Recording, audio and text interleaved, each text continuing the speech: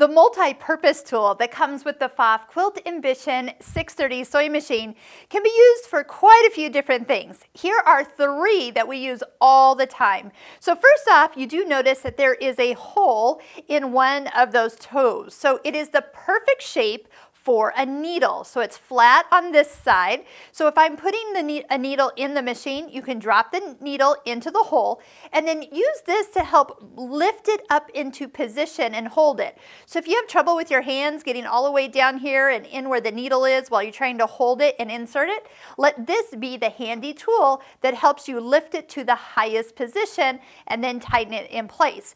You can also put that up the needle when you go to loosen it so it doesn't drop into the machine. Next, you notice that it has two different thicknesses, a thin side and a thick side. So here we were using the tool to help get us up and over the jeans hem. So anytime that you need to level out your foot so you get the most accurate stitch, this would be where we brought the back part of the foot level with the thick part of the seam it was about ready to go over.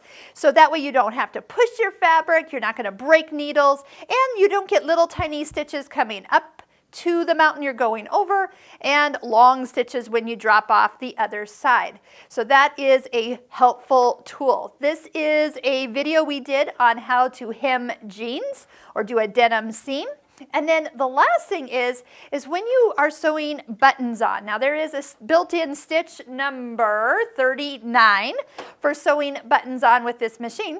Here we've stitched the button on directly to the fabric. So there is no room for anything to come underneath this button to let that button to something. But if you wanted that little extra distance, that little extra shank of thread, you set the button on top of the tool, then sew through the holes, and then it will leave that spacer so something can be buttoned to it. If you need a lot of space, then use the other side. So multi-purpose tool, just by its name, it's got a lot of uses.